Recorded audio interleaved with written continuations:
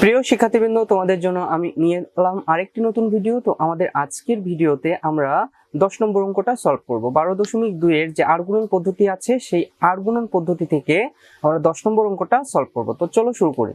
আমাদের ফার্স্টে কি দেয়া আছে দেখো, 4x + 3y = -12। তো এটাকে আমরা বাদ দিয়ে কি লিখতে পারি, 4x + 3y মাইনাস ছিল এই পাশে এসে কি হয়ে যাবে, প্লাস হয়ে যাবে, +12, ঠিক আছে, =0।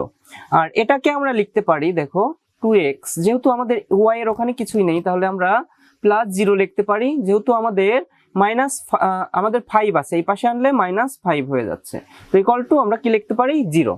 তো আমাদের এটাকে 1 নং সমীকরণ আমি দিয়ে দিলাম আর এটাকে 2 নং সমীকরণ দিয়ে দিলাম, ঠিক আছে। তো আমরা কি লিখবো, 1 ও 2 কে আর গুণন সূত্র প্রয়োগ করে পাই, আর গুণন সূত্র প্রয়োগ করে পাই, ঠিক আছে।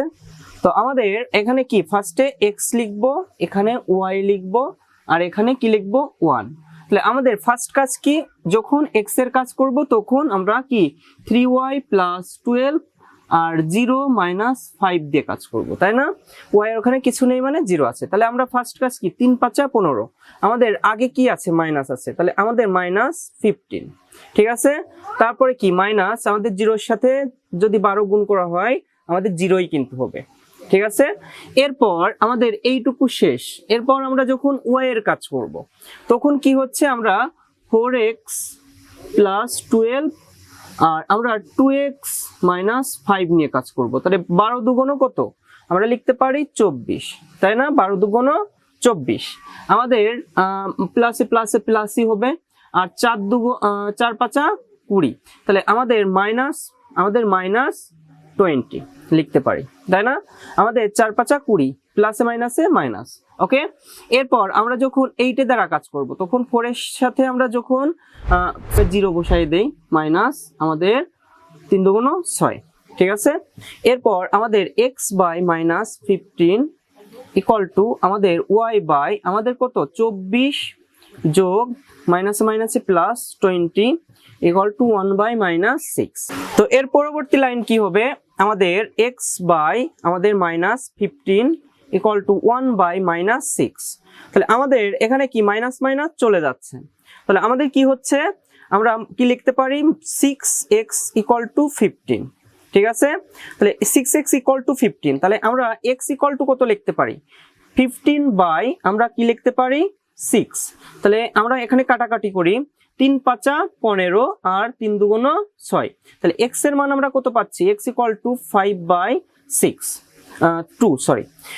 তো এরপর আমরা কি বের করব, y এর মানটা বের করব, তাহলে y / আমরা কি লিখতে পারি, y / আমরা এখানে যোগ করে দেই, 20 আর 24 যোগ করলে আমাদের কত হচ্ছে, 40, আমাদের 4 হচ্ছে, তাই না। 44 = আমরা 1 / আমরা কি লিখতে পারি, -6।